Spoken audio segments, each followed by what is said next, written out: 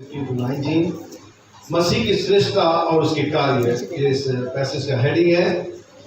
यह इस प्रकार से परमेश्वर का वचन लिखा हुआ है।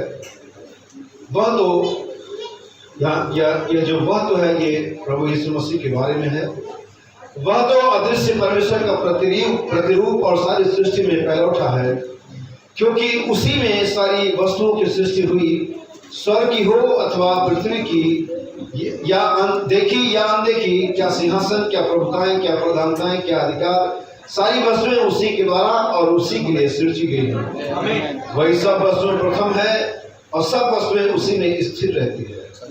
वही देह अर्थात कलीसिया का सिर है, वही आदि है और मरुओं में से जी उठने वालों में पहलौठा की सब बातों में वही प्रधान ठहरे, क्योंकि पिता की प्रसन्नता इसी में है कि उसमें सारी परिपूर्णता वास करे। प्रभु के आशीष के पढ़े गए वचन पर हम सब बैठ सकते हैं। प्रभु आपको आशीष दे। हमें यीशु मसीह के नाम को धन्यवाद देते हैं आज की शाम के समय के लिए, परमेश्वर के उस महान अनुग्रह के लिए जिसमें हम जमा हैं कि आप वास्तव में आजाद है आराधना करने के लिए। हालेलुया। हमें नहीं जानता कि आप आजाद है और नहीं, लेकिन मैं प्रचार करने के आजाद हूँ। हालेलुया। आप अपना देखो, मैं अपना देखता हूँ, क्योंकि हम सब अपने पिता की आराधना करने के लिए आए। हालेलुया। आप अपने खुदा की आराधना, आप मेरे पिता की आराधना करने नहीं आए हैं। यीशु मसीह हमारा व्यक्तिगत उद्धार करता है, यीशु मसीह हमारा व्यक्तिगत प्रभु है, हमारा व्यक्तिगत पिता है। आप मेरे पिता की आराधना करते हो, लेकिन अगर वो आपका है, अगर वो आपका दूल्हा है, अगर वो आपका प्रभु है, अगर वो आपका पिता है, अगर आपका परमेश्वर है, तो आप कैसे छुप रह सकते हैं? मैं इसलिए आराधना करता हूँ क्योंकि मेरा है, यीशु मेरा है, मेरा अकेले का दावा उस पर। अगर आप चाहे तो आप दावा कर सकते हैं। हालेलुया। आज इस शाम को मैं परमेश्वर का धन्यवाद देता हूँ कि हम चुने हुए लोगों के साथ संगति कर रहे हैं। आमीन। आज हम वचन के साथ संगति नहीं कर रहे हैं, क्योंकि वचन के साथ संगति शेष संप्रदाय कर रहा है, डिनोमिनेशन वचन के साथ संगति कर रहा है। लेकिन आप जानते हैं भेद क्या है? हम खुले वचन के साथ संगति कर रहे हैं, हम रिवील वर्ड के साथ फेलोशिप कर रहे हैं। हालेलुया। 12 चेलों में या 11 चेलों में और शेष फरीसी और शास्त्रियों में बस यही फर्क था। उनके पास वचन था, लेकिन वो जब मरियम अपने गोद में 8 दिन के बच्चे को लेकर के खड़ी थी और यीशु को लेकर डेडिकेशन के लिए खड़ी थी, उनके पास वचन था, चाहे ऐसे 9-6 भी था।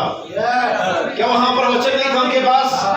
क्या लिखा था? कुमारी गर्भवती होगी और सारे लोग सदों पढ़ रहे होंगे, लेकिन मरियम के पास सिर्फ वचन नहीं था। सिमोन बूढ़े के पास सिर्फ वचन नहीं था, बूढ़े के पास खुला हुआ वचन था।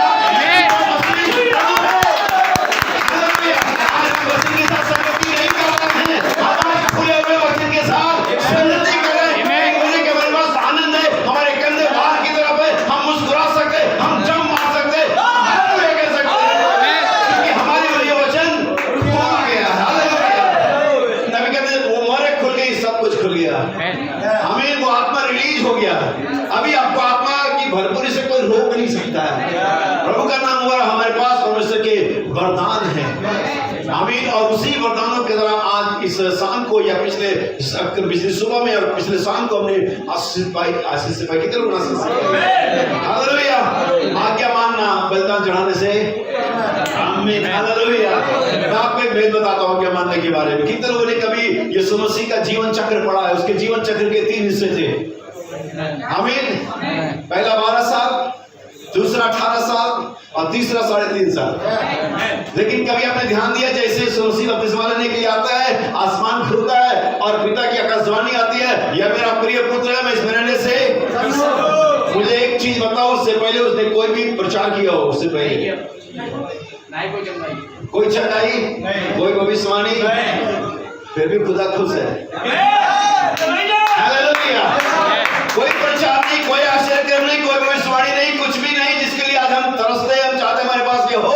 यीशु के पास कुछ भी नहीं था, पिता खुश था। आप जानते क्यों? क्योंकि कहते उसने दुख उठा करके आज्ञा माननी सीखी और परमेश्वर पिता ने उसे मुर्दों में से इस आज्ञाकारिता के कारण उसकी सुनी गई। और उन्हीं प्रार्थनाओं के लिए अगर उसकी सुनी गई तो उसने कुछ प्रार्थना भी की होगी, क्योंकि अगर लिखा गया कि उसकी सुनी गई तो उसने कुछ प्रार्थना भी की होगी। और मैं चाहता हूँ कि अपने विषय में जाने से पहले मैं वो लाइन पढ़ दूं जो यीशु ने दुआ करी थी। क्या आप पढ़ना चाहते हैं, क्या आप सुनना चाहते हैं, वही सब विषय प्राप्त करेंगे। यूहन्ना का सुसमाचार 17 अध्याय मेरे ख्याल से 11 वचन होना चाहिए। अगर कोई किसी को मिलता है इसे पढ़े। यूहन्ना का सुसमाचार 17 अध्याय 11 वचन बहुत महत्वपूर्ण है। मैं अब जगत में ना रहूंगा, परंतु ये जगत में रहेंगे, और मैं तेरे पास आता हूँ। मैं तेरे पास आता हूँ। ध्यान दीजिए, बाइबल बताती है कि उसकी सुनी गई। आमीन। इससे पहले कि समय कभी आरंभ होता, इससे पहले कि आप कभी अस्तित्व में आते, इससे पहले कि कलीसिया का रूप लेती, ये हो गया। हम परमेश्वर के पूरे हुए कार्य में विश्वास करते हैं। आज ये शाम की सभा आपका यहाँ पर जमाना, हर एक चीज एक फिनिश्ड वर्क है, ये पहले ही हो गया। बाइबल शायद 19:9 या 9:19 में 33 में बताती है, जब उसने कहा तब ये हो गया। ये उसके लिए तभी तय हो गया जब परमेश्वर ने बोला, मामला सेटल हो गया। कुछ भी नहीं हो सकता। अब तो सिर्फ एक ही चीज हो सकती है, जो परमेश्वर ने कहा वैसा ही प्रकट हो। जब उसने कहा लेट देयर बी लाइट, एक ही चीज हो सकती थी कि उजाला होता।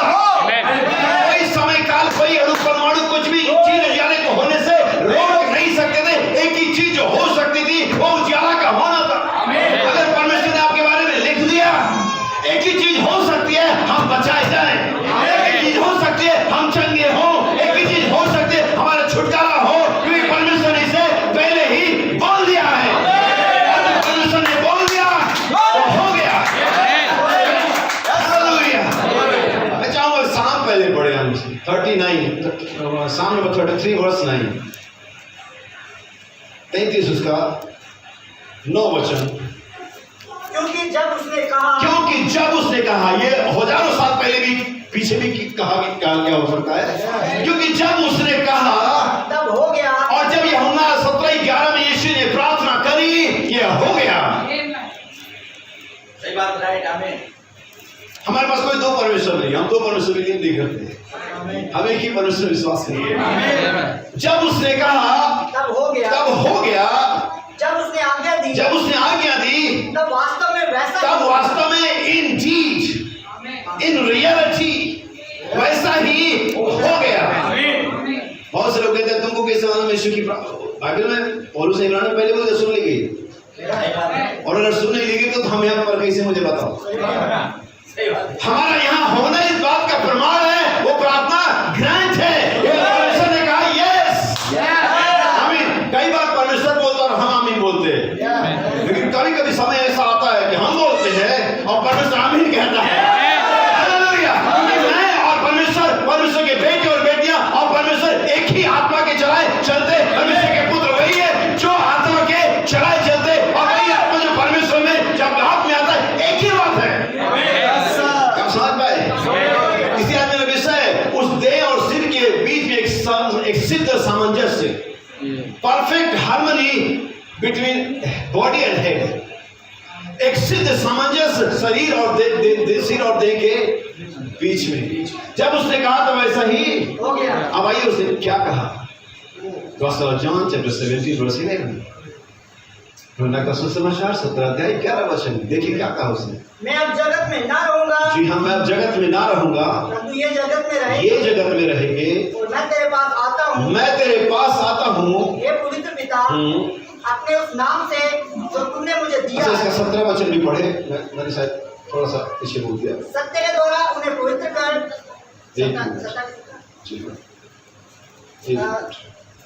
पढ़े। सत्य के द्वारा उन्हें पवित्र कर, तेरा वचन सत्य है। जैसे तूने मुझे जगत में भेजा, वैसे ही मैंने भी उन्हें जगत में भेजा। और उनके लिए वर्स 24 में है, हे पिता, मैं चाहता हूँ कि जिन्हें तूने मुझे दिया है, जहाँ मैं हूँ वहाँ वे भी रहे। वे भी हो। आमीन। हे पिता, मैं चाहता हूँ जहाँ मैं हूँ। अब इस शब्दावली पर ध्यान दें, क्योंकि मैं हमेशा इन वचनों पर जिस तरह से लिखे गए, डिजाइन किए गए, मैं ध्यान देता हूँ, क्योंकि ये किसी खास वजह से इस तरह से लिखे गए हैं, ताकि परमेश्वर के लोग, जब परमेश्वर के बेटे बेटियां हैं, तो उन लिखावटों को समझ सके। क्योंकि हर एक व्यक्ति की लिखावट की एक अपनी शैली होती है, अपना तरीका होता है। इस बाइबल में हम एक एग्जांपल देते हैं। जब मैं बाहर टूर पर होता हूँ, मैं जब विदेशी दौरे पर होता हूँ, मेरी पत्नी मुझे चिट्ठी लिखती है, वो भी जो भी टेलीग्राम वगैरह करती है, और वो लिखती है, बिल्ली बच्चों ने खाना खा लिया है, मैंने घर का काम निपटा लिया और डैश डैश डैश, ऐसा ही बोला ना बाइबल ने। और बाइबल ना अपनी पत्नी की लिखावट को समझते हैं। वो जो बीच में डैश डैश जैसे, वो जानते हो क्या कह रही है, क्योंकि बाइबल ना उसे सालों से उसकी चिट्ठी को पढ़ रहे हैं, बाइबल उसे सालों से जान रहे हैं, बाइबल हम जानते उसका मतलब क्या है। और इस बाइबल को हम जगत के होने से पहले परमेश्वर को जानते, हम जानते क्या है, हम इसके डिजाइन को समझते, हम इसके तात्पर्य को समझते, हम इसके भाव को समझते, हम जानते यीशु क्या कह रहा है। पिता मैं चाहता हूं जहां मैं हूं, जहां मैं होऊंगा नहीं, जहां मैं था नहीं। एक समय तो अदन की वाटिका में था, एक समय तो चट्टान के रूप में इस्राएलियों के साथ चला, एक समय तो पिलर ऑफ फायर के रूप में, और कभी वॉन्डर के रूप में। लेकिन यीशु मसीह का हमेशा रहने का स्थान, उसका वचन पाया जाता है। वचन था, वचन परमेश्वर के साथ आज भी वचन ही है, आज भी परमेश्वर कहीं और नहीं, वचन में पाया जाता है। मसीह अपने ही वचन में। तो मैं चाहता हूं कि जहां मैं हूं अर्थात वचन में, वहां ये भी हो। यही वजह के साथ आप वचन में पाए जाते हैं।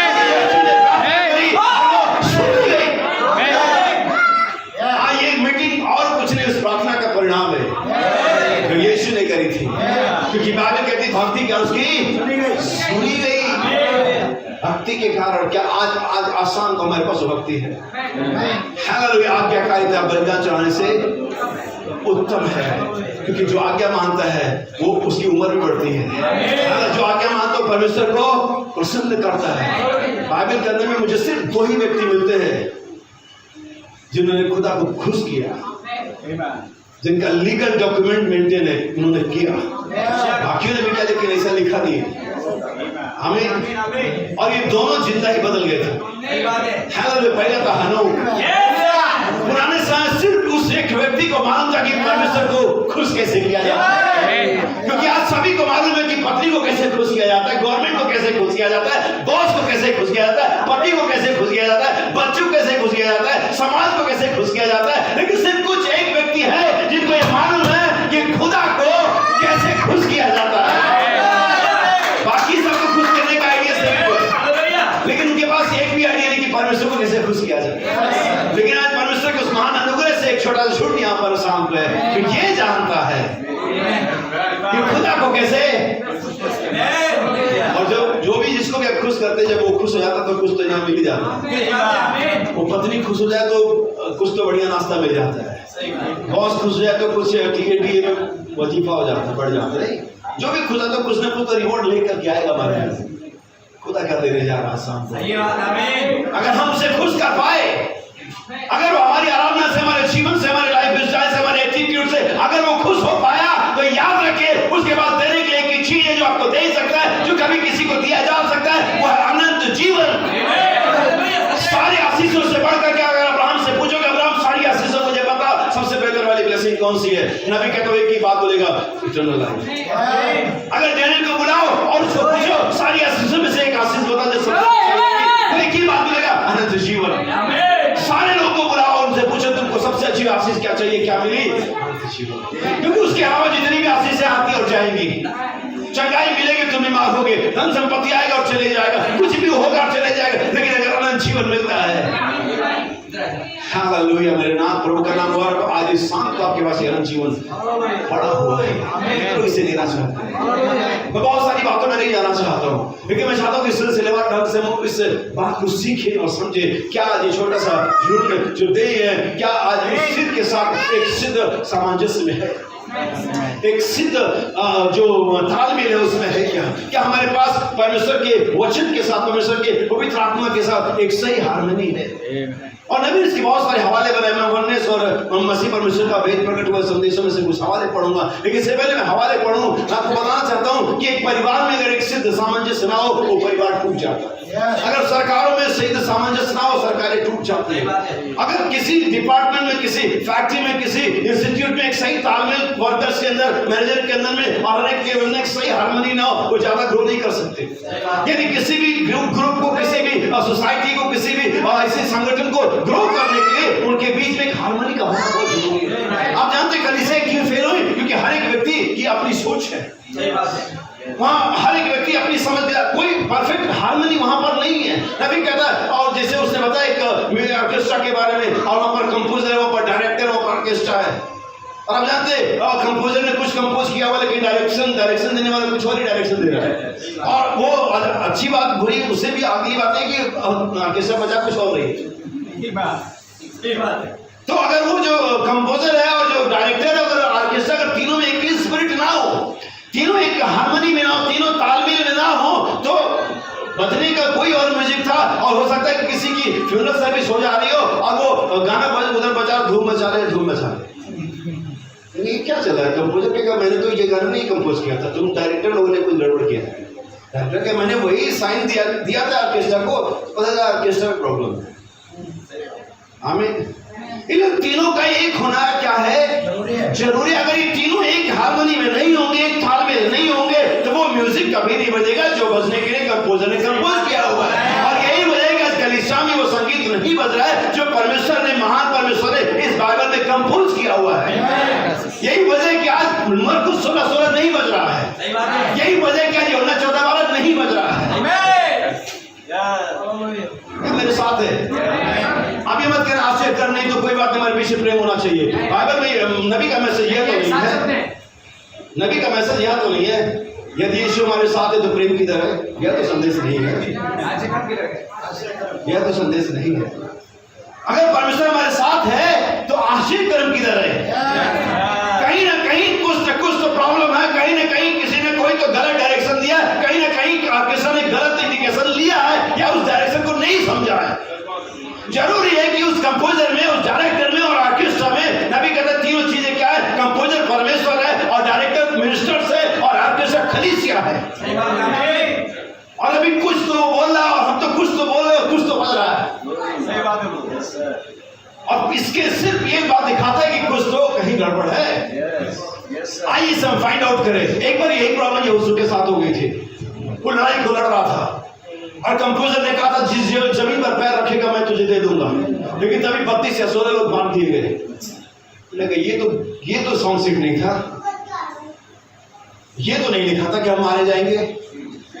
और वो ऐसा बढ़िया डायरेक्टर था, वो रुको अभी कोई म्यूजिक नहीं, अभी पहले वाले गाने को चेक करो, अभी कलीसिया को रोक दो, प्रीचिंग रोक दो, फास्टिंग में जाओ, घुटने पर जाओ, क्योंकि ये जो अभी हमारे बीच में गाना बज रहा है ये कंपोजर ने नहीं लिखा हुआ है। हमें तो ये बताएगा कि जिस जमीन पर तू पैर रखेगा वो सब तुझे, लेकिन अभी हम लोग हार गए हैं। तो हमें फिर से सॉन्ग सीट को चेक करने की जरूरत है, हमें फिर से कलीसिया को चेक करने की जरूरत है, हमें फिर से घुटने पर जाने की जरूरत है, हमें अपने आप को जांचने की जरूरत है। और उन्होंने जांचा, और हम सभी जानते हो जांच का मामला क्या निकला, वो पाप पकड़ लिया।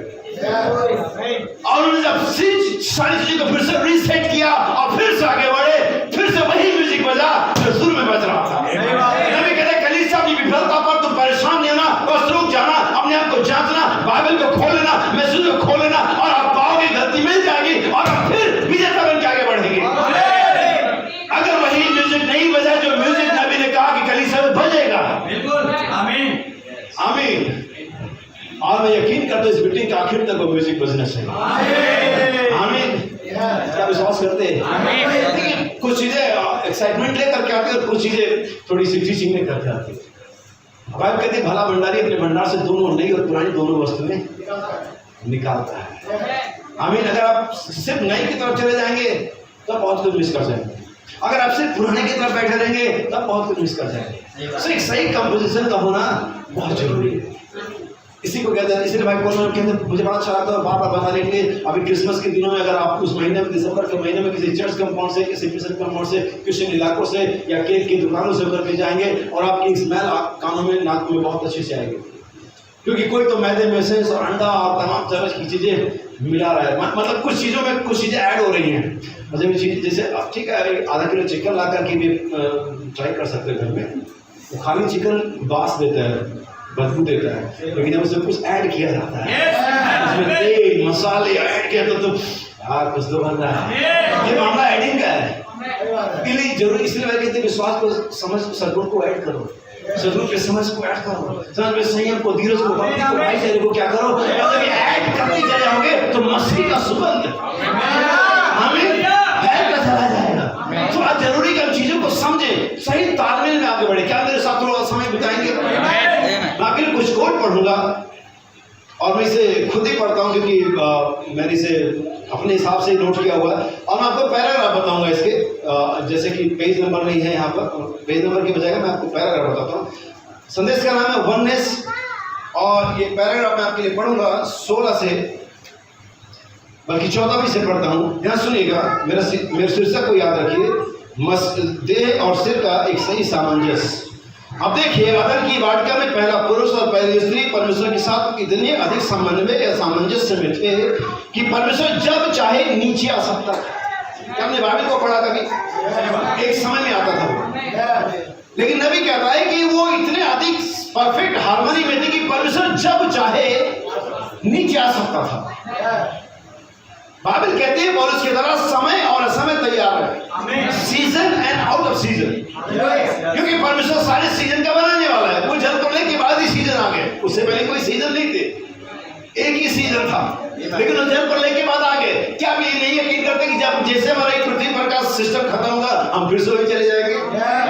हमें सो नबी कहता है इतनी अधिक तालमेल में थे कि परमेश्वर जब चाहे नीचे आ सकता था। मैं एक और सामंजस्य दिखाता हूँ अदन की वाटिका में। कितने लोग जानते हैं कि परमेश्वर ने सिर्फ मुझे नहीं लगता कि परमेश्वर ने अदन के वाटिका में पृथ्वी पर कोई नामकरण कभी किया। सिर्फ एक ही बार उसने नाम रखा, वो आदम का रखा, जब उसकी हवा उसके अंदर में इनबिल्ट थी, इंक्लूड थी, तो उसका भी नाम एक्चुअली आदम ही था। आप अगर बाइबल को ध्यान से पढ़ेंगे तो हवा का नाम 3 बार चेंज हुआ और आदम के एक बार भी नहीं हुआ, अभी तक नहीं हुआ। सबसे पहले उस स्त्री का नाम आदम था जब वो आदम में थी। कहती पति 5वें अध्याय के अंदर सृष्टि का नाम आदम रखा उनका, तो उसका भी नाम क्या था? और जब वो बाहर आ गई तभी आदम ने उसका नाम एक बार फिर रख दिया, और वो नाम क्या था? स्त्री, फीमेल, जो भी है वो। उसके बाद उसका फिर नाम बदल गया जब पाप कर दिया उसने हवा। लेकिन अगर आप देखें तो आदम, तीनों घटनाओं में कभी आदम का नाम नहीं, और ये मसीह की सिद्ध छाया है। वो गीत गाते हम बदलते वो ना कभी, वो आदम मसीह का रिप्रेजेंटेटिव था। उसका नाम चाहे वो गुनाह में चले भी गया फिर भी उसका नाम नहीं बदला। सही बात है, राइट, हमें इसलिए उसके बाद नामकरण जो हुआ वो आदम ने किया, पहला अपनी पत्नी का, फिर जानवरों का, और इतने परफेक्ट तरीके से किया कि परमेश्वर को कभी भी इसमें बदलने की जरूरत नहीं। जो नाम जिस प्राणी का जो नाम आदम ने रखा, परमेश्वर का ग्रांट, क्योंकि मैं जैसा सोच रहा हूं तुझे वैसे ही कर दिया हुआ है। कल्पना करो गधे का नाम शेर होता, कल्पना से भी बाहर है। उसने बिल्कुल परफेक्टली डिजाइन किया। हंसने की बात थोड़ा है भी, लेकिन वास्तव में ये बाइबल जैसा है वैसे मैं आपके सामने रख रहा हूं। आमीन। और इसी तरह से क्योंकि आदम और परमेश्वर का जो कनेक्शन था बहुत ही परफेक्ट था। जो आदम परमेश्वर सोच रहा था, आदम बस उसे बोल रहा था। इसलिए तो शब्दों में कि अदृश्य परमेश्वर का वो दृश्य रूप था, वो परमेश्वर का ही एक मैनिफेस्टेशन था। आमीन। क्या समझ रहे हैं? क्या नबी कहता इतने अधिक तालमेल में थे कि परमेश्वर जब चाहे नीचे आ सकता था। सुनिए, और आदम हवा से अपने होठों से के कानों में बात कर सकता था। यह एक सिद्ध एकत्व है, एक परफेक्ट वननेस है। नबी ने यहाँ पर जो शब्द इस्तेमाल किए वो उस पर कभी आपने गौर किया? परमेश्वर अपने होठों से उनके कान में बात कर सकता है। अभी परमेश्वर हमारे होठों से आपके दिमागों में बात करता है। आमीन। ये परफेक्ट है। हमें मत बोलना कि मैं प्रीच कर रहा हूं तो ऐसा नहीं है, मैं भी करूं, कोई भी कर, ऐसा ही है।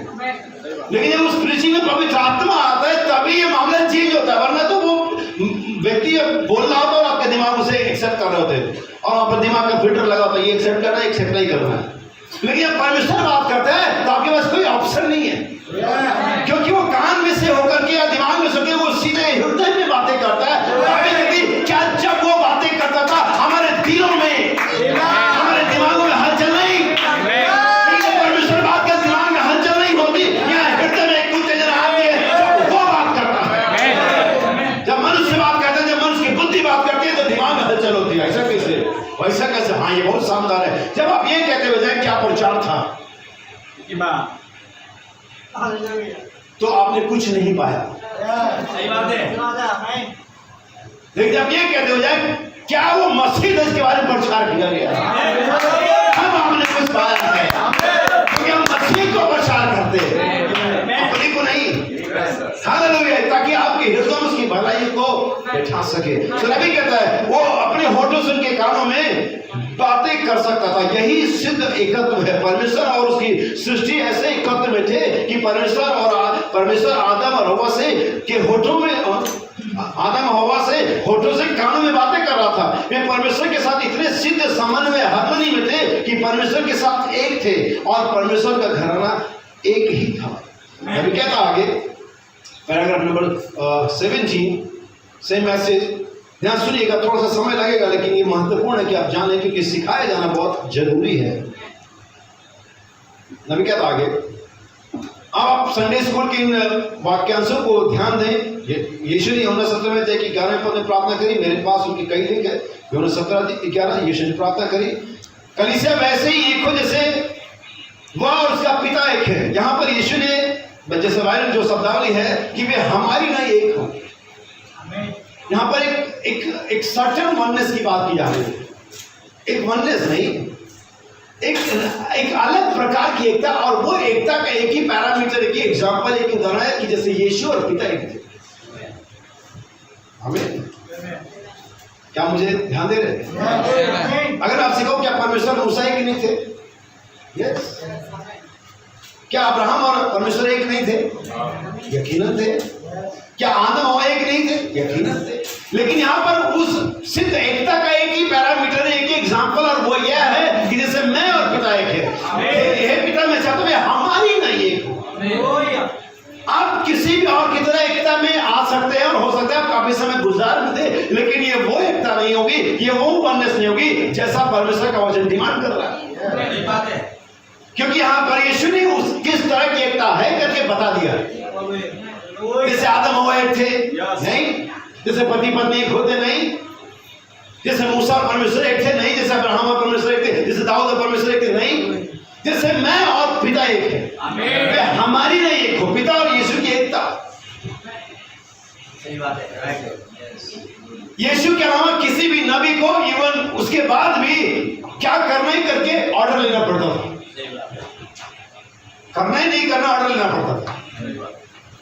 मैंने बाइबल में कभी नहीं पढ़ा कि यीशु ने कभी ऑर्डर के लिए वेट किया हो। हमें क्या आपने कभी पढ़ा कि यीशु ने ऐसे पिता से पूछा कि लाजर के बारे में क्या प्रभु आपको जिलाना है नहीं जिलाना है, आप मुझे बता दो मैं जाऊं या नहीं जाऊं।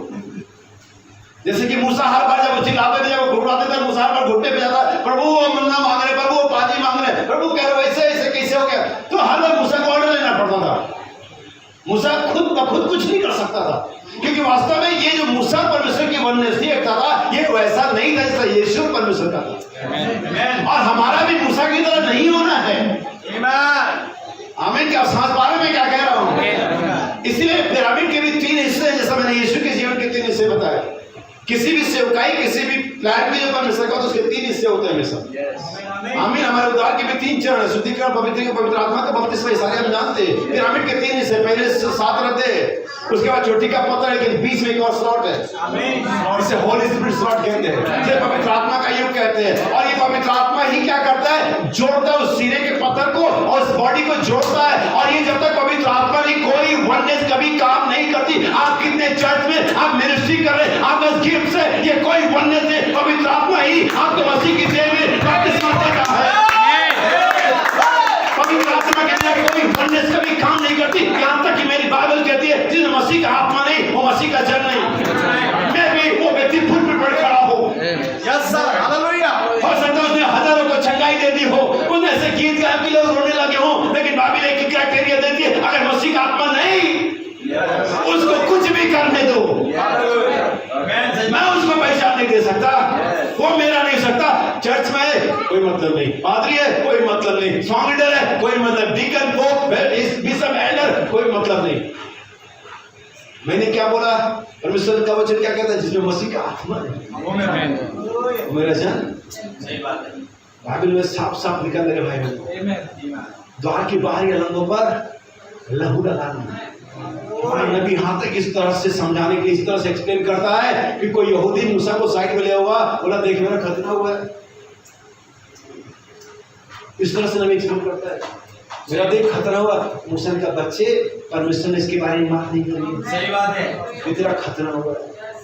उसने कहा द्वार के बाहरी अलंगों पर लहू चाहिए। आमीन। तेरे द्वार के गेट पर सोने की नेम प्लेट लिखिए Jewish mister so and so. सही बात है। वो उससे मुझे कोई, मैं द्वार के अलंगों पर नेम प्लेट नहीं लिखूंगा reverend so and so father D'Costa, मैं द्वार के अलंगों पर लहू को देखूंगा। जिसमें मसीह का आत्मा नहीं, जिसमें मसीह का सद्गुण नहीं, जिसमें मसीह का प्रेम नहीं, वो परमेश्वर का दर्शन नहीं हो सकता। हालेलुया। मेरी बाइबल मुझे ऐसा सिखाती है पिता हमारी नहीं, ये आपकी वननेस। आमीन। पवित्र आत्मा से क्या करता है? जोड़ता है। किसके साथ? सीने के पत्थर के साथ। हम आगे बढ़ना चाहते हैं। नबी कहता आगे,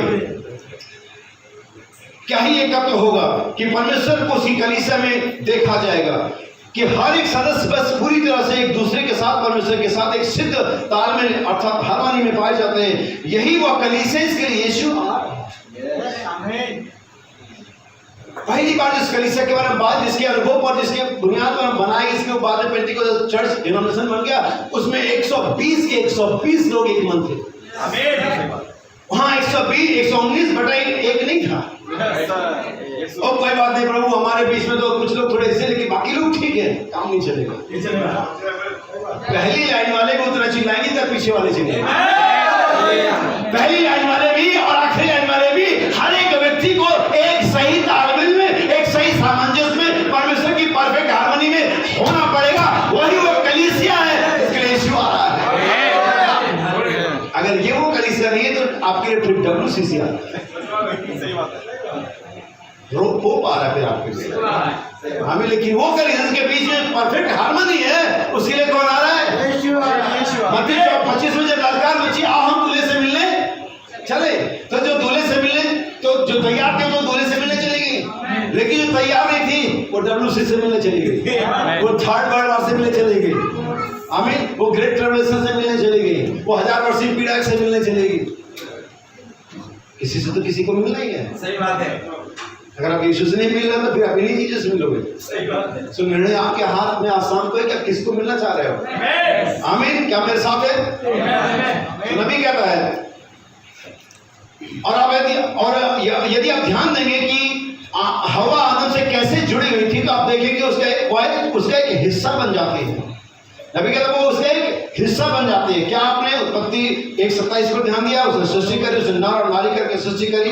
वो आत्मा में स्त्री और पुरुष तत्व वाले अस्तित्व की बात आती है, तो मनुष्य नर और नारी दोनों ही था।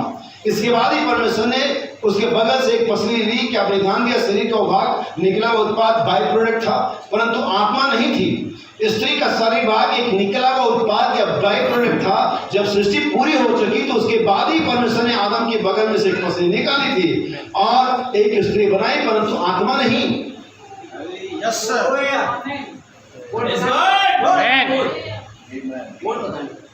Paragraph number 19 page number 7 oneness. नबी कहता उसने स्त्री देह बनाई, आत्मा नहीं। सही बात है। यहीं पर प्रकाशन है जो आपको पकड़ लेना सामने। यहीं पर वो जगह है जहां पर उस चीज को पा जाएंगे कि परमेश्वर आज शाम को आपके इस प्रकार से अपने अंदर में खींचना चाहता है। आमीन। नबी कहता है कि मैं अपनी स्त्री से इतना प्रेम करता हूं, पति से इतना प्रेम करता हूं, उसे खींच करके अपने अंदर में डाल लेना चाहता हूं। आमीन। नबी कहता है अगर आप इस प्रेम को, इस भाव को हजारों करोड़ों बार गुना कर दे, मल्टीप्लाई कर दे, तब भी शायद आप समझ नहीं पाएंगे कि परमेश्वर आपको खींच करके अपने बच्चे में डाल लेना चाहता है।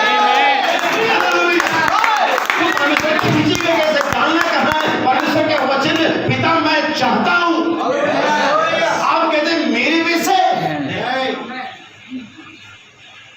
आपकी इच्छा है। क्या बाइबल ये नहीं कहती तुमने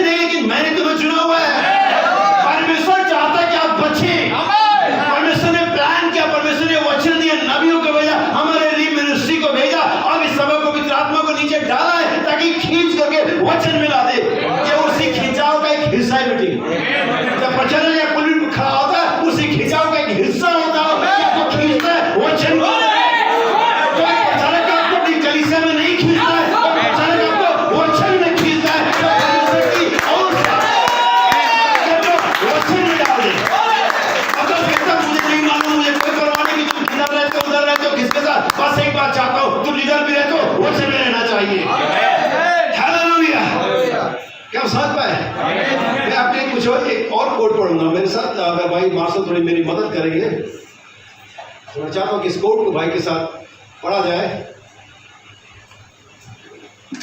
और संदेश का नाम है बहाए गए लहू के साथ मेल मिला। ओके, मैं ट्राई करता हूं। बाइबल हम कहते हैं, मैं इंग्लिश में, मैं हिंदी आपको इसको ऐसे करके बताता हूं। आरंभ में परमेश्वर ने वहां पर मनुष्य को अपनी स्वरूप समानता बनाकर के उनको अदन के वाटिका में रख दिया। नबी कहता है he had a perfect fellowship, उनके पास एक सिद्ध संगति थी। आपको एक यहाँ पर एक और महत्वपूर्ण बात बताता हूँ कि परमेश्वर ने आदम और हव्वा को आराधना करने के लिए सिर्फ नहीं बनाया। सही बात है। क्योंकि आदम हव्वा के बनाने के बाद वो परमेश्वर नहीं, वो गॉड नहीं, लॉर्ड बना था। एक्चुअली गॉड वो तब बना था जब उसने एंजल्स बनाए थे। इसका मतलब है कि आदम हव्वा का जो क्रिएशन का पर्पस था वो कुछ और था, और एंजल्स का जो बनाने का पर्पस था वो कुछ और था। लेकिन प्रॉब्लम ये हो गई, संस्थाओं ने इस तरह से आज म्यूजिक को और आराधना को, वर्शिप को इस तरह से प्रमोट कर दिया है, ऐसा लगता है ये हमारा काम है, हमने दूसरे का जॉब छीन लिया हुआ है। आइए आज इस शाम को अपनी जॉब करें। मैं गीतों के विरोध में नहीं हूं, क्योंकि जो गीत मैं और हमारे भाई लोग गा सकते हैं वो सरगुण कभी नहीं गा पाएंगे। वो ये वाला गाना कभी नहीं गा पाएंगे, यीशु का लहू सारे पापों से। एक गाना शुरू करेगा एंजल तो दूसरा का क्या, कौन सा पाप ठोकर क्या है क्या। तो मैं इस तरह सो नबी कहता हूं उनके बनाने का मकसद एक और था, और वो था संगति। वे सिर्फ आराधना करने के लिए नहीं बनाए गए थे, वास्तव में उनके बनाने के पीछे जो मकसद था वो संगति। परमेश्वर कितना चाहता है कि हमसे संगति करें। हम सुबह अपने काम को निकलते, कोई दोपहर में जाता है, कोई शाम को आता है, और हर समय बस एक ही होता है कि कभी शाम को 5 बजेगा मेरे घर पहुंच जाएगा। इवनिंग टाइम रिटर्निंग टाइम होता है, शाम का समय लौटने का समय होता है। जानवर अपने गौशाले की तरफ जाते हैं, पंछी अपने घोंसले की तरफ जाते हैं, साइकिल पे, बाइक पे, और कोई ऑटो रिक्शा में, और कोई मेट्रो में, और कोई सिटी बस में, सब कहा जा रहा है। सही बात है। और हमें नहीं आना चाहिए क्या? खाली ये शाम का समय मेरे भाई बहन, और हमने बहुत ज्यादा मनी दुनिया में लगा रखा हुआ है, मालूम ही नहीं चला कि शाम हो गई, घर जाने का टाइम आ गया, क्योंकि बहुत ज्यादा बिजी हो गए अपने कामों में। लेकिन मुझे कोई प्रॉब्लम नहीं है, मैं तो जब सुबह पहले घंटे में आता हूँ तब भी घर जाने का सपना देख रहा होता हूँ। कभी तो 5 बजेगा, कभी तो शाम होगी। जब मैं स्कूल जाता था पहला घंटा, और पहला घंटा के बाद, पहला पीरियड के बाद मैं कुछ नहीं कर पाता था, पढ़ना पड़ता था। दूसरा पीरियड पढ़ना पड़ता था, और शायद 7 पीरियड होते हमारे। छठवां पीरियड 6वीं घंटी बजे पढ़ना पड़ता था। लेकिन 7वें घंटे का, 7वें पीरियड का बैग पहले तैयार रखता था। अब 7वीं घंटी बजी, बेल बजी, टीचर भी रोक नहीं सकता, क्योंकि आधिकारिक घोषणा है कि तुम घर जा सकते हो। और जब तुम्हारी बस्ती जब अंतिम रूप से तुम्हारी फूकी, और ये रात में बड़े बड़े मस्ती का हो गया, अब तो कोई शैतान, कोई भी प्रबंधन के नहीं, ये आधिकारिक घोषणा है, तुम्हारे का खुलना इस बात की घोषणा है, आप आजाद हो गए। टोकरी हो रहा है, तुरही बज रही है, मालिक कह रहे एक घंटा और काम, हमने टोकरी को फेंक दिया। मालिक ने तू क्या कर रहा, पागल हो गया, तुझे करना पड़ेगा। नौकर ने सर क्या तुझे कुछ सुनाई आ रहा है? हाँ, तुझे तो क्या तुझे नियम मालूम है? हर एक व्यक्ति अपने निज स्थान में लौट जाएगा जब जुबली का महासंघ का नसीका फूका जाएगा। हालेलुया, हम आजाद हो गए। तो नबी कहता परमेश्वर ने उनको एक संगति के लिए रखा, वहां पर एक शानदार संगति थी। नबी कहता और दोपहर के बाद वहां पर इवनिंग के समय, शाम के समय, और जब ऐसे शाम का समय होता था, परमेश्वर नीचे आ जाता था। नबी कहता the great Jehovah come across the top of the plum tree, जो पेड़ों के ऊपर से परमेश्वर नीचे आ जाता था, और आदम हवा के साथ में इकट्ठे जाते थे। और नबी कहता वो उनके साथ, परमेश्वर के साथ एक शानदार आराधना, एक संगति वहां पर होना शुरू हो जाती थी। और आगे कहता है और शेर और चीते और तमाम जानवर वहां चारों तरफ इकट्ठे जाते। नबी कहता है the lion, the tigers all coming up around in perfect harmony. वे सारी चारों तरफ एक सिद्ध सामंजस्य में इकट्ठे जाते थे। और नबी कहता क्या ये शानदार जगह नहीं होगी हमारे रहने के लिए? ऐसी जगह पर जहां पर एक सिद्ध सामंजस्य हो। कभी किसी फैमिली में जाओ, 4-5 लोग हो और आप अंदर गए, जय मसीह की प्रेज लॉर्ड वगैरह हुआ और अंदर के कमरे से लड़ने की आवाज आ रही है। आप भाग गए कि अंदर को तो अब वो ठंडा पानी में आपको कड़वा लगता है। सही बात है। अनुभव है तो हाथ उड़ा दो। तो उस परिवार में पहुंचे, देखा कि पहले से कुछ तो दिक्कत परेशानी चली, कुछ तो लड़ाई झगड़ा चल रहा है, वो चाय भी बेकार लगती है, वो कॉफी बेकार लगता है। अच्छा तो ठीक है ब्रदर, मैं फिर कभी अनुभव है ना ये। लेकिन अगर वहां पर सभी लोग दुआ के माहौल में मिलते हैं आपको, सभी लोग एक दूसरे से मुस्कुराते चेहरे मिलते हैं आपको, शायद वहां पर आप पहुंचते तो कोई गीत सुनाई आ रही होती है आपको, आप कहते हैं अगर 1 घंटा रुके 1.5 घंटा रुकेगी। ये होती एक सिद्ध सामंजस्य, एक परफेक्ट हार्मनी होती है जो आपको वहां पर रुकने के लिए विवश करती है। यही वजह है कि आज पवित्र आत्मा कलीसिया में आता तो है लेकिन टिकता नहीं है, क्योंकि बहुत ज्यादा परफेक्ट हार्मनी नहीं है। यही वजह थी पवित्र आत्मा यीशु द्वारा जितने भी लोगों पर आया कभी टिक नहीं पाया, लेकिन यीशु मसीह और पिता इतने हासिल परफेक्शन हार्मनी में थे कि आत्मा आया और रुका रहा। आज परमेश्वर ऐसी कलीसिया के इंतजार कर जहां पर एक सिद्ध सामंजस्य, जहां पर आत्मा बोले और लोग कहें आमीन, जहां पर वचन कार्य में दिखाई दे, तो परमेश्वर वहां पर रहने के लिए रुकेगा। ओ जीसस, हालेलुया। नबी कहता है क्या यह शानदार जगह नहीं होगी वहां पर रुकने के लिए। नबी कहता आगे वहां पर, नबी कहता वहां पर कोई बीमारी कोई दुख नहीं था और कुछ भी वहां पर आपको, वहां पर ऐसा कुछ नहीं जो आपको अपसेट करता। Everything is perfect harmony, God in harmony with his creature and creation in harmony with his maker. परमेश्वर अपनी सृष्टि के साथ और सृष्टि अपने बनाने वाले के साथ एक सिद्ध सामंजस्य में थी। What a perfect time! क्या इस सिद्ध समय था? A complete fellowship. That's the way God wants. वहां पर एक संपूर्ण संगति थी। यही जो परमेश्वर आज भी हमसे चाहता है। क्या हम उसको देने के लिए तैयार हैं? अब मैं आपको जब बेस दे चुका हूं तो अब मैं आगे बढ़ना चाहूंगा और मैं चाहूंगा कि मेरे साथ कुलस्यों के पति कोई भाई यहाँ पर भाई पढ़ते हैं जहाँ से हमने शुरू किया था। पहला कुलस्यों पहला अध्याय उसका 15 वचन, ध्यान से सुनिएगा।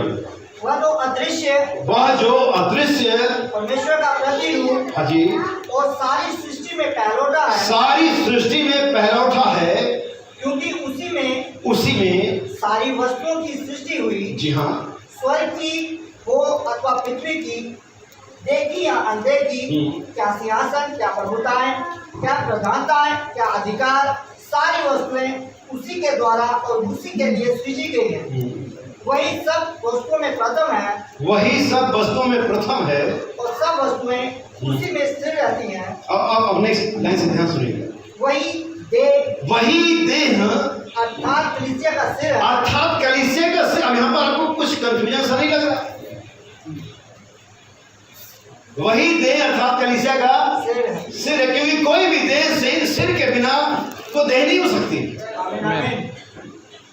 आमीन। किसी भी देह की पहचान उसके सिर के साथ होती है या सिर के द्वारा होती है। बिना सिर के कोई भी देह नहीं हो सकती। यही वजह कि आप कलीसियाओं को क्या पाते हैं? भूत की तरह पाते हैं, क्योंकि हमारा सर कटा हुआ है, मसीह वहां पर नहीं है और वो बिना सर की पहचान की जैसा उनको आ रहे हैं वैसे कर रहे हैं।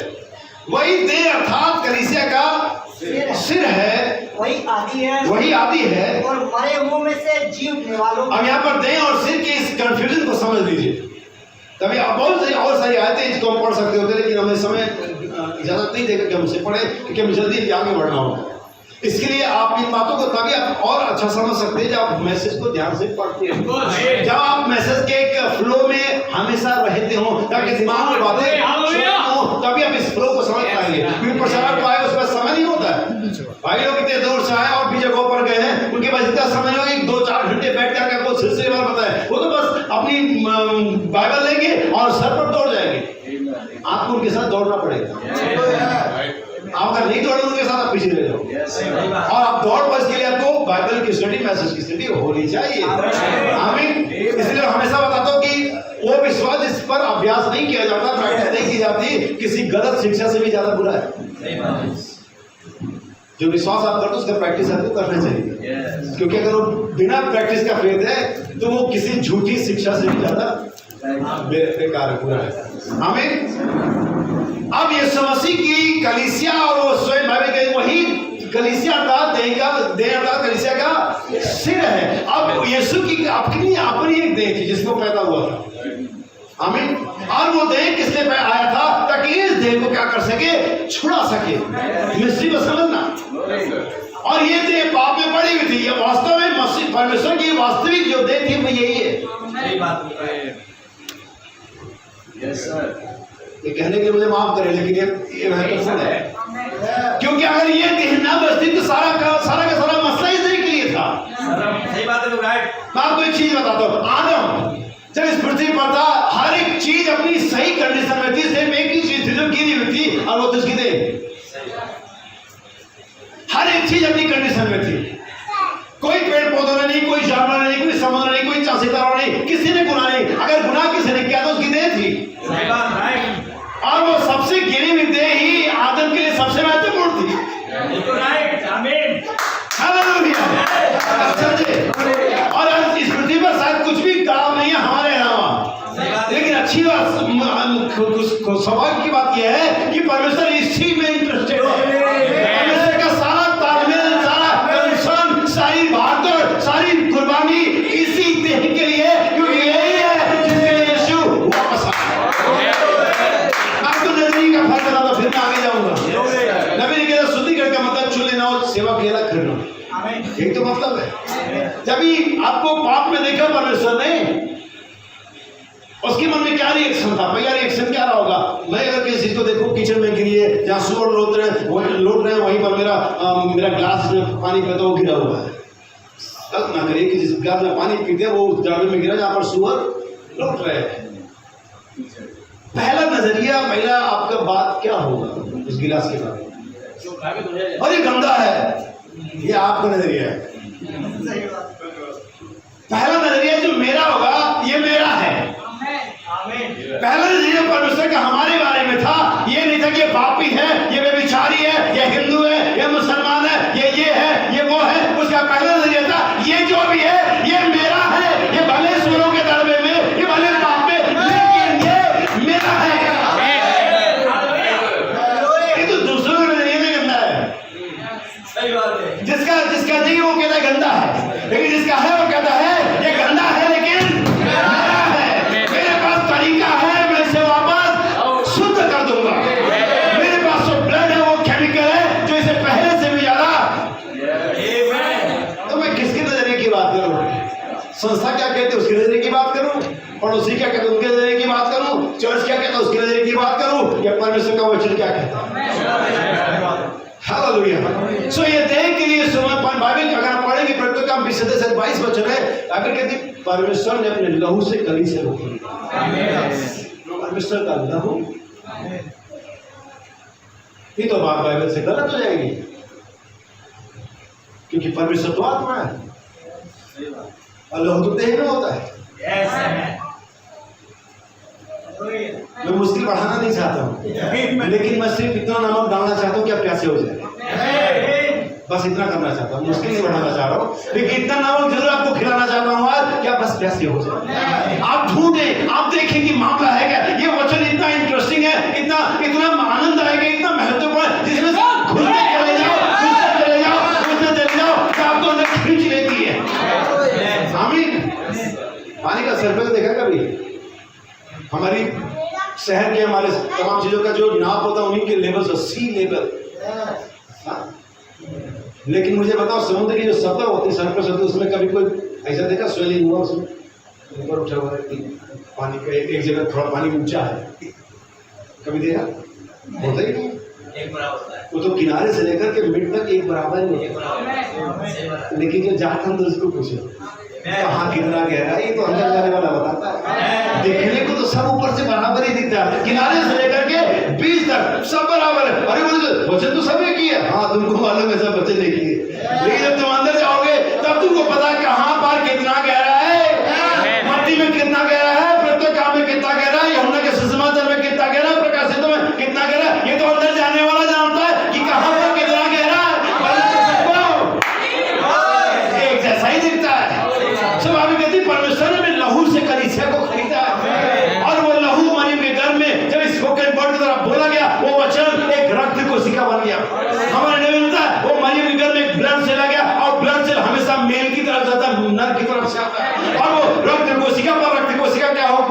बढ़ती चली गई और एक बालक को लेकर के आई। और बाइबल कहती है भेंट और बलिदान तो लेने ना चले, लेकिन एक देह तैयार करी।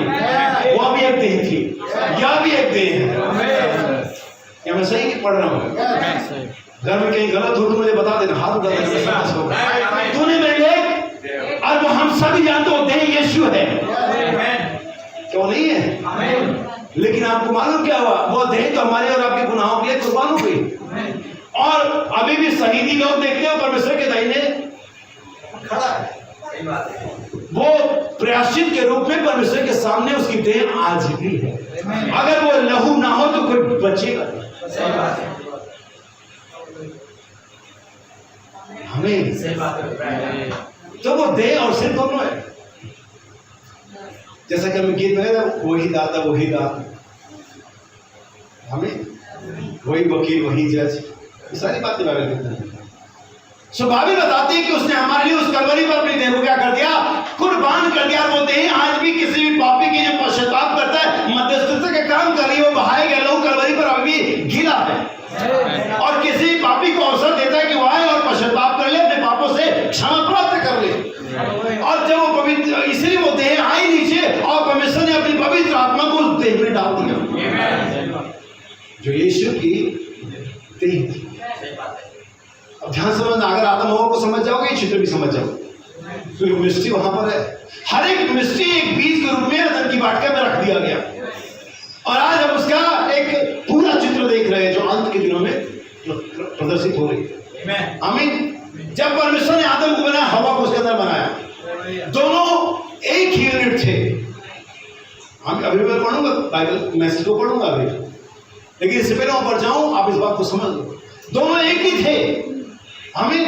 फिर इसके बाद परमेश्वर ने, नबी कहता आदम के अंदर से जो फीमेल स्पिरिट थी, स्त्रीण आत्मा थी, उसे निकाल करके उसी का एक मांस का टुकड़ा एक देह बना दिया। इस फर्क को समझ लेना। जब तक वो आत्मा जो आदम के अंदर में थी इस देह में नहीं डाली गई, ये कुछ नहीं थी, इसकी कोई पहचान नहीं थी, इसकी आदम के साथ कोई वननेस नहीं था। इसके साथ की उस स्त्री का उस देह का आदम के साथ एक वननेस हो जाए, एक इकाई बन जाए, एक यूनिट बन जाए, जरूरी था कि इसका आत्मा उसमें डालते। वो जो शरीर बना था उसने उसे स्त्री बिल्कुल भी नहीं बनाया। उस शरीर के बनावट के लिए वजह से वो हवा स्त्री नहीं थी, वो सिर्फ इसलिए स्त्री थी क्योंकि स्त्री की आत्मा थी। यानी उसका स्त्री होना शरीर में नहीं था, आत्मा में था। यही वजह है कि बहुत सारी बार लोग कहते थे कि परमेश्वर के बेटे बेटे बेटे, पुत्रियों का क्या है? वास्तव में परमेश्वर के पास नहीं है। आप बाइबल का रेफरेंस मुझे जरूर दे दोगे कि बेटे बेटियां, लेकिन वास्तव में है नहीं, हर समय नहीं। ये आदि से पहले नहीं था, आदि के बाद नहीं होगा। ये बस बिटवीन टाइम ही है। आदि से पहले मैंने नहीं पढ़ा कि तब तुम कहा परमेश्वर के सारे पुत्र पुत्रियां, मैंने नहीं पढ़ा, मैंने सिर्फ पुत्र पढ़ा। क्योंकि आपको ये जो शरीर मिला ये स्त्री का नहीं है, ये पुरुष का नहीं है। वास्तव में वो पवित्र आत्मा जब आपको मिलता है वो आपको परमेश्वर का पुत्र बनाता है। ये शरीर आपको परमेश्वर का पुत्र नहीं बनाता, जैसे वो स्त्री का शरीर उसे स्त्री नहीं बना रहा था। वो जब आत्मा उसके अंदर में, यही तो बोला स्त्री आत्मा उसके अंदर में, क्या आपको पढ़ मालूम है? नबी ने कहा जब किसी स्त्री को पुरुष के साथ व्यवहार करते देखो तो समझ उसके आत्मा में है, यानी कोई स्त्री या पुरुष आत्मा से है। जब किसी पुरुष को लंबे बाल बढ़ाते हुए और ऐसे खिलाते हुए देखो तो समझ उसके आत्मा में। जब किसी स्त्री को चिल्लाते हुए और पुरुषों पर हुक्म चलाते देखो तो समझ उसके आत्मा में। मेडिकल साइंस उस स्त्री या पुरुष का प्रमाण पत्र दे सकता है, लेकिन बाइबल का साइंस उसे कुछ नहीं देगा। इसलिए आपका शरीर नहीं, आपका ढांचा नहीं, कलीसिया में आना जाना नहीं, कलीसिया की तरह दिखना आपको परमेश्वर का पुत्र नहीं बनाता है। वो पवित्र आत्मा आपको परमेश्वर का पुत्र बनाता है। हालेलुया। सो पवित्र आत्मा जब उस स्त्री में डाला गया, वो स्त्री आत्मा डाली गई, तब उसने कहा ये मेरे हड्डी का हड्डी, मांस का मांस, नग्न से निकाली गई, इसलिए इसका नाम नारी होगा। ये उसको वननेस में ले आया। वननेस में आपको कौन लेकर के आएगा? पवित्र आत्मा। ये शाश्वत हो। किसी प्रचारक ने कहा ओ तुम लोग क्या शाश्वत की बात करो, ये तो गुड लाइफ है। उसने बाइबल को सही से पढ़ा नहीं। बाइबल में से डिवाइन नेचर कहा गया है। और जहां तक मुझे डिवाइन की परिभाषा मालूम है वो परमेश्वर से ही है और कोई नहीं। आमीन। ठीक है, मैं चाहता हूं कि मैं आपके लिए कुछ कोट को पढ़ूं। पेज संदेश है मसीह परमेश्वर का बीज जो प्रकट किया गया, पेज नंबर 63, पैराग्राफ नंबर 252। क्या मैं 15-20 मिनट और ले सकता हूँ? क्या आपके चेहरे देख के मुझे लगता नहीं है, लेकिन ठीक है। नबी क्या उसकी कलीसिया उसका स्वयं का प्रकट होना है। क्या आपने सुना? उसकी कलीसिया उसका स्वयं का प्रकट होना है। क्या आप इस बात को समझ पा रहे हैं? उसके वचन के द्वारा प्रकट होना है कि वह परमेश्वर है। नबी कहता आगे, और इसी के बिहाफ पर मैंने एक लाइन अपने यहाँ पर मैंने लिखा हुआ है, आदम परमेश्वर का प्रकटीकरण था, हवा आदम के आत्मा की प्रकटीकरण थी। क्या नहीं थी? और मसीह परमेश्वर का प्रकटीकरण है और दुल्हन मसीह की आत्मा का प्रकटीकरण, और कुछ नहीं है ये। नबी कहता आगे, पेज नंबर पैराग्राफ नंबर 252, और उसके बाद मैं पढ़ूंगा इसके 413 पैराग्राफ नंबर है, पेज नंबर नहीं है, 413। देखिए, परमेश्वर अपनी देह अर्थात मसीह में है और मसीह अपनी देह अर्थात दुल्हन में है। इसको 3 आयाम में समझे कि आदम परमेश्वर को प्रकट कर रहा था और हवा आदम को। सही बात है। और कुल मिला के वो तीनों एक ही नेचर, एक ही स्वभाव के व्यक्ति थे। आमीन। बस उनके यूनिट अलग अलग हो गए थे, लेकिन मामला सारा का सारा एक ही था। जो कुछ परमेश्वर में था वो कहाँ उड़ा गया? कहाँ? मसीह में, पुत्र में, यीशु में, और जो कुछ पुत्र में था।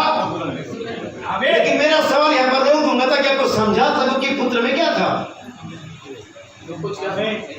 अरे पीछे पढ़ा ना, जो कुछ परमेश्वर में था। तो हम पुत्र को अगर स्किप करते हैं, क्योंकि वास्तव में पुत्र में तो कुछ था ही नहीं, वो तो वही था जो परमेश्वर में था। पुत्र अपने आप से कुछ नहीं करता जब तक पिता को करते हुए ना देखे, तो हम पुत्र को स्किप कर देते हैं। कोई फर्क नहीं, अगर बीच में से हटा दे कोई फर्क नहीं पड़ता, क्योंकि पुत्र में कुछ था नहीं। जो कुछ पिता में था वो पुत्र में था। बहुत ही साधारण है, बहुत ही साफ है। जो कुछ पिता में था वो पुत्र में था, जो कुछ पुत्र में तो पुत्र में था क्या, जो कुछ पिता में था। यही तो मिस्ट्री है, और इसी को भेद, पिरामिड के भेद को तो लोग समझ नहीं पा रहे हैं। यहाँ पर कुछ नहीं है, जो कुछ यहाँ है और जो कुछ यहाँ है वो यहाँ यूनाइट हो रहा है। इसलिए क्या यीशु ने कहा जिससे परमेश्वर ने जोड़ा, किसे? जिसे हमको लगता है शादी ब्याह का मसला है। बाइबल शादी ब्याह का मसला नहीं है। बाइबल शादी ब्याह का कोई फंडामेंटल, कोई ऐसा वो नहीं है कि ऐसे पढ़ के शादी पढ़ देना। ये यीशु ने कहा जिसे परमेश्वर ने जोड़ा है, इसे जोड़ा है। किसने? परमेश्वर ने। परमेश्वर आत्मा है। जिसे परमेश्वर ने जोड़ा है, किसके साथ? उस चोटी के पत्थर के साथ, उस परमेश्वर के साथ, उस अनादिकाल के ईश्वर के साथ, उस जो था, जो है, जो आने वाले है के साथ, उस एलोहिम परमेश्वर के साथ, जिसे परमेश्वर ने जोड़ा। यही तो है जो प्रेम चोटी के पत्थर को, देह को जोड़ रहा है। उसे मनुष्य रंग नहीं कर सकता है। हालेलुया, आमीन, हालेलुया। जिसे परमेश्वर ने जोड़ा उसे मनुष्य रंग ना करे। देखिए, परमेश्वर ने दिया था मसीह में, मसीह ने दिया था दुल्हन में। ओ मेरे परमेश्वर, परमेश्वर मसीह में प्रकट हुआ, मसीह दुल्हन में प्रकट हुआ। और जैसे कि परमेश्वर ने आदम की देह में से स्त्री को ले लिया था और वो गिर गई, और तब परमेश्वर ने मसीह की देह में से, अर्थात अपनी देह में से, अपने मांस में से, जो कि उसका वचन है, एक दुल्हन को बाहर निकाला। आमीन, हाँ आमीन। एक दुल्हन को बाहर निकाला जो संस्था की मत के द्वारा नहीं, मत के द्वारा गिरेगी नहीं, जी नहीं श्रीमान, वो विशुद्ध मिलावट रहित प्रकट किए गए परमेश्वर के वचन के साथ वापस आ रहे हैं। आमीन। नेक्स्ट 418, ध्यान दें, परमेश्वर अपनी देह अर्थात मसीह में प्रकट हुआ। अब नबी ने फिर से उसी बात को, परमेश्वर अपनी देह अर्थात मसीह में, और मसीह की देह हम और आप। अब क्या कुछ सुंदर तस्वीर को जो 3 भागों में नहीं देख सकते। मसीह अपनी देह में अर्थात कलीसिया में अपने प्रतिज्ञा के वचन को प्रमाणित कर रहा है, जैसे कि परमेश्वर ने मसीह में से होकर के प्रमाणित किया था। हवा कुछ और नहीं बल्कि आदम के अंदर पाई जाने वाली आत्मा की देह। कलीसिया कुछ और नहीं, लेकिन परमेश्वर के अंदर पाई जाने वाली आत्मा की देह है। और इस देह में जब पवित्र आत्मा आता है तो ये आपको मसीह के साथ जोड़ देता है। तुम सबने, चाहे दास हो, चाहे स्वतंत्र हो, चाहे यहूदी हो, चाहे यूनानी हो, और कोई सकूती हो, पढ़े लिखे, हम सबने एक देह होने के लिए ये परफेक्ट हार्मनी को लेकर के आता जो परमेश्वर और उसकी कलीसिया के बीच में है। परमेश्वर सोचता है, कलीसिया बोलती है। परमेश्वर सोचता है, कलीसिया करती है। जो कुछ परमेश्वर के हृदय में चल रहा होता है। मैंने एक बढ़िया एग्जांपल दिया, जब एलियेजर उस स्कूल पर बैठा हुआ था और अपने स्वामी के पुत्र के दूल्हे पत्नी के लिए इंतजार करता और प्रार्थना करता, प्रभु मैं चाहता हूँ कि कोई जो लड़की आए जो मुझे पानी पिलाए, मेरे बंधुओं को पानी पिलाए, तो मैं इसे समझ जाऊंगा कि वही मेरे स्वामी के पुत्र के लिए एक सही बहू होगी। बता दी बहुत सारी लड़कियां आई और गई होंगी, कुछ नहीं हो सकता है कि बुजुर्ग एलियेजर को 2-4 कटोरा पानी पिलाया हो, लेकिन किसी के पास न ताकत था और न समय कि ऊँटों को पानी पिलाया। और ऊँट एक जानवर, नबी कहता है पावर को रिप्रेजेंट करता है। नबी कहता है जो एलियेजर के मन में था और जो रेबेका के मन में था, उन दोनों के एक सही जो संयोजन था वो स्वर्गदूत था। नबी कहता है स्वर्गदूत ने एलियेजर के मन की बात और रेबेका के मन की बात को कनेक्ट कर दिया। जैसे गति की स्वर्गदूत हमारी प्रार्थनाओं को लेकर के जाते हैं, सुन के हृदय में एक ही बात उमड़ रही थी और पवित्र आत्मा ने उसे क्या कर दिया। हमने एक एग्जांपल देखते हैं कि स्त्री बाइबल उनके पास है, यहाँ सुनना मेरी बातों को, क्योंकि मैं हार्मनी के बारे में बात कर रहा हूँ। एक परिवार में होना चाहिए, चर्च में होना चाहिए, समाज में होना चाहिए, एक सोसाइटी में होना चाहिए, रिलेशनशिप में होना चाहिए। और अगर ये टूट जाएगा, नबी कहते हैं कि मेरे पास आई और सालों साल उसका पति अलग था। भाई बहन से पूछती, जब उसे विवाह तलाक का मैसेज सुना, उसने कहा मैं क्या करना चाहिए मुझे। भाई बहन कहता आपको अपने पति के पास जाना चाहिए, उसके अंदर मेल मिलाप करना चाहिए। और वो तो बहुत कठोर है, वो तो बहुत भला बुरा कहता है, वो तो मुझे कभी एक्सेप्ट नहीं करेगा। हमने कहता मुझे नहीं मालूम वो क्या करेगा, मुझे मालूम, मुझे बताओ आप क्या करोगे, आप क्या चाहते हो। आपने मैसेज सुना, आपने वचन को सुना है। उसने कहा वचन के साथ तो मुझे एक होना चाहिए। ठीक है चाहिए। और अपने पति के पास गई और जाकर उसने बातें शुरू करी। 2-4 बातों बाद पति कहता है हनी मैं खुद तुमसे बात करना चाह रहा था। क्योंकि जो परमेश्वर के मन में डालता है वही परमेश्वर के मन में भी क्या समझे। जब खुलेस के उद्धार का समय आया तो जिस दूत ने खुलेस से बातें करी उसी स्वर्गदूत ने पतरस से भी बातें कर ली। अभी कहता परमेश्वर ऐसा नहीं कर सकता ये आपके मन में डाले और किसी और के, जहां पर भी आपको जाना है, जो भी आपकी मांग है, परमेश्वर दोनों तरफ काम कर रहा है। परमेश्वर दोनों एंड को छोड़ने वाला परमेश्वर है। आज सिद्ध सामंजस्य मसीह की देह और उसकी कलीसिया में होना चाहिए। सर नबी के संदेश में जब आपका पैर आगे बढ़ता है, कौन आगे बढ़ने के पैर को बोलता है। नबी कहता है यहाँ तक का युग देखा गया, यहाँ तक का आंख भविष्यवक्ता का युग आ जाता है। इसके ऊपर जो अगर हिला तो फिर हिल गया, इसके ऊपर कुछ हिलने वाला कुछ भी नहीं है। सही बात है। इसके ऊपर मामला स्थिर हो जाता है। नबी कहता है अब कुछ भी हिलेगा डुलेगा नहीं, क्योंकि जब शरीर सिर यहाँ पर है और ये शरीर को आज्ञा देता है, शरीर एक क्रम में आगे बढ़ता है, पैर एक पैर आगे बढ़ता है, दूसरा पैर भी आगे बढ़ता है। कभी आपको कभी कल्पना करो कि आपको मन करता है मैं आगे जाऊं और एक ही पैर आगे जा गया, कभी आप आगे नहीं बढ़ पाए। ऐसा हुआ क्योंकि दिमाग ने आपको आगे बढ़ने के लिए, और जब दिमाग ने दोनों पैर एक साथ बढ़ेंगे, कदम ताले बढ़ेंगे, भाग आगे बढ़ेंगे, क्योंकि दिमाग ने ऑर्डर दे दिया। जब कलीसिया मसीह के साथ एक हो जाती है तो परमेश्वर की उस आज्ञा को, वचन को ले लेती है और वो आगे बढ़ेगी और मसीह की इच्छा को पूरा करके उस प्रतिफल को लेकर के इसके लिए परमेश्वर से आमीन। मैं लास्ट कोट पढ़ूंगा, मैं समाप्त करूंगा। पैराग्राफ नंबर 419 और बल्कि मैं थोड़ा और आगे बढ़ता हूँ, 512 की तरफ पढ़ता हूँ। पैराग्राफ नंबर 512 मसीह परमेश्वर का भेद जो प्रकट हुआ। ध्यान सुनिएगा, ध्यान दे। यह कलीसिया का सिर है जो कि परमेश्वर के वचन में विश्वास करने द्वारा पाप में जन्मी है। इस बात से हर एक संस्था, हर एक मत को बहाना बनाने का मौका नहीं मिलता। वचन में अविश्वास जो कि वह स्वयं में जीवन का वचन है, समझे, केवल वचन के पास ही जीवन है और किसी प्रकार का वचन दोगला है। इससे कोई फर्क नहीं पड़ता कि दिखने में किस प्रकार का है, क्या वचन नहीं है। वचन अपने प्रकार के जीवन को लेकर के आता है, जिसको कि हवा ने निजी ज्ञान के बदले दे दिया। देखिए कि आज कलीसिया ने कैसे किसी व्यक्ति के समझ के द्वारा किया है। मूसा के पास परमेश्वर की एक महान समझ थी, जब तक कि उसकी मुलाकात जलती हुई झाड़ी से ना हो गई, तब उसने अपने को असफल होते हुए देखा। जिस चीज का अभाव मूसा में था वह जलती हुई झाड़ी में था। संसार में जिस चीज का अभाव है वो वचन में पाया जाता है। और मैं इस प्रकार से कहूँ, जिस चीज का अभाव दुल्हन में है वो पिरामिड में पाया जाता है। आगे नबी कहता पेज नंबर 516, तब फिर देह रूपी दुल्हन को सिर का अनुकरण करना चाहिए, क्योंकि वह उसके पुनरुत्थान का भाग है। क्या आप इस बात को समझ पाए? उसके पुनरुत्थान का भाग है। क्या यीशु मसीह बिना सिर के जी उठा था, या यीशु मसीह बिना देह के जी उठा था?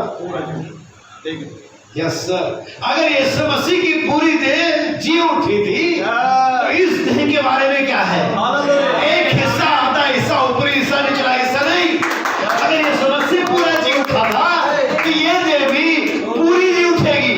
अभी कहता है क्योंकि उसके पुनरुत्थान का भाग है। क्या देह यीशु मसीह के पुनरुत्थान का भाग है या भेद का एक भाग है। अगर मसीह भेद था तो दुल्हन भी भेद है। अगर मसीह पूरा जी उठा तो मसीह की देह भी पूरी जी उठेगी। ऐसा असंभव है कि वह ना आए। वो मेरे परमेश्वर या परमेश्वर के भेद का भाग है। परमेश्वर ने कैसे वहां अपने आप को प्रकट किया और वचन के द्वारा उसे उठा खड़ा किया। अतः वो अपनी कलीसिया को प्रकट करता है और उसे उसी वचन के द्वारा जिला उठाता है। यह उसके भेद का भाग है जो कि 3 भागों में है। जैसे कि आप पिरामिड में 3 भाग देखते हैं। जैसे कि सिर को कब्र में से निकाल लिया गया था, उसी प्रकार से उसकी देह को भी उसका अनुकरण वापस अदन तक करना है। नबी कहता है जैसे उसके सिर को कब्र में से, वो सिर कौन था? मसीह। लेकिन अगर फिजिकल बात होती तो पूरी देह आ गई थी। इस बात को दिखाती कि उसकी ये वाली देह भी जिसके उसने लहू बहा दिया है वापस आएगी। नबी कहता है जहां परिवार का मुखिया है वह पुरुष अर्थात दूल्हा है, दुल्हन दूल्हे की देह है, उसको अनुकरण करना चाहिए क्योंकि वह सिर है। यह सिर प्रकट हुआ है और अनंत जीवन के लिए अनंत जीवन के साथ वापस आया है। वह देह का अनुकरण करना है क्योंकि वह फिर से पति और पत्नी एक होने जा रहे हैं। आमीन। और जब तक आप उस वचन के से गर्भवती हैं जो कि उसकी देह है, आपने उसका शरीर लिया है, वह अपने वचन को और आपने उसके वचन को लिया है, आप उसमें आ गए हैं। मत में नहीं, आप वचन में आ गए हैं। आप किस में आ गए हैं? नबी इस संदेश में आगे कहता है मेरा वचन मेरी देह के द्वारा। किसी भी बीज के लिए उसका एक ग्राउंड होता है जिसमें वो सर्वाइव करता है, इसमें मल्टीप्लाई करता है, इसमें जीवित रहता है। अगर आप उसको उसके ग्राउंड से अलग कर दो, उसकी देह है वो कभी सर्वाइव नहीं कर पाएगा। अगर आप मछली को लेते हो, मछली की जो देह है, जो ग्राउंड है वो पानी है। वो पानी के बाद जीवित, वो पानी के साथ पानी के लिए, पानी में रहने के लिए बनाएगी। वो पानी के बाद कोई जीवन नहीं। आप किसी वनस्पति बीज को लो, आप किसी पेड़ पौधे को लो, उसका ग्राउंड जमीन है, जमीन से निकालो। अब मुझे बताओ हम कहां से बनाए गए हैं? क्या मैं और आप वचन से नहीं बनाए गए हैं? वचन के द्वारा अगर आप वचन से निकलोगे फिनिश। अगर आप कहीं जीवित रह सकते हो तो एक ही जगह है, इसके बाद आप जीवित नहीं रह सकते। और शैतान सिर्फ व्यक्ति कोशिश करता है कि यहाँ से निकाले। आप कुछ भी करना, गुनाह करना, वचन बने रहना। हालांकि मैं इसकी आगे नहीं देता, आमीन, कोई भी नहीं देगा। लेकिन अगर आपको बाहर जाओगे शैतान आपको खींचेगा। मेरा वचन, मेरा बीज मेरी देह के द्वारा, आमीन। तो परमेश्वर का वचन बीज किसके द्वारा वापस आएगा? परमेश्वर का वचन किसके द्वारा आगे जाएगा? इस देह के द्वारा जाएगा। और समस्या की सारी बात यह है कि हम बस देह को नहीं देना चाहते। हम पैसा देना चाहते हैं, हम टैलेंट को देना चाहते हैं, हम थोड़ा सा समय देना चाहते हैं, लेकिन परमेश्वर डिमांड करता देख के। इसलिए है भाइयों, मैं तुमसे परमेश्वर की दया इस मंदिर करके विनती करता हूं। परमेश्वर की जो हमें, ताकि परमेश्वर का वचन तुम से आगे जा सके। आज परमेश्वर एक खाली पात्र के लिए रुका हुआ है। उस विधवा के पास चुकाने के लिए कुछ भी नहीं था, हमें, लेकिन एक आश्चर्यकरण इंतजार कर रहा था, खाली बर्तनों का। आज क्यों आश्चर्यकरण कलीसिया में नहीं है? क्योंकि परमेश्वर के पास शायद, मैं निश्चित तो नहीं हूं, लेकिन मैं कहूंगा शायद खाली बर्तन नहीं है, हम बहुत ज्यादा भरे हुए हैं। एलिसा कहता, सुन तेरे पास क्या है? उन्होंने कहा मेरे मटके में थोड़ा सा तेल है। क्यों? वो वाला विधवा नहीं है, ये दूसरा है। कई बार हम एक ही समय भी सबको ले लेते हैं। उसके बच्चे बदमाश में, उसका पति मर चुका है, लोग उसको आकर के बच्चों को लेना चाहते, उसकी संपत्ति हड़पना चाहते। वो स्त्री बेचारी एलिसा के पास जाती है और ऐसा मामला है। उन्होंने कहा ठीक है, तेरे पास कुछ है क्या? उन्होंने कहा हाँ, थोड़ा सा तेल है किसी का रस्ते में। उन्होंने कहा अच्छी बात है, द्वार को बंद कर, बर्तन इकट्ठे कर। कौन से बर्तन? बड़े और खाली, थोड़े बर्तन मत लाना। हालेलुया। नबी कहता है मेरे कल रुका हुआ है खाली बर्तनों के लिए। लेकिन हमारे साथ प्रॉब्लम क्या है? हम भरे हुए हैं। अगर आप बाइबल को ध्यान से पढ़ोगे, उस पैसेज को पढ़ोगे, उस वाक्य को पढ़ोगे, करके बर्तन लाती गई और उसमें से उंडेल दी गई। और जब तक उंडेला उसने, जब तक ये सारे बर्तन, बाइबल ये नहीं कहती कि तब तेल खत्म हो गया, बाइबल ये नहीं कहती कभी। पिक्चर वहीं पर रुकी हुई है। तेल की धार ऐसे मान लो कि ये बर्तन है और तेल आ रहा है और बीच में धार यहीं रुकी हुई है। जैसे ये वाला भरा वाला हटेगा और कोई खाली प्लेस होगा, वो फिर से आएगी। कब तेल थम गया, खत्म नहीं हो गया। पवित्र आत्मा आज से करा, परमेश्वर की सामर्थ, चंगाई, आपकी आवाज हीलिंग खत्म नहीं हुई है, वो आज भी रुकी हुई है। पवित्र आत्मा मंडरा रहा है किसी खाली बर्तन के लिए, किसी खाली पात्र के लिए। क्या पढ़ोगे, क्या पढ़ोगे, क्या पढ़ोगे?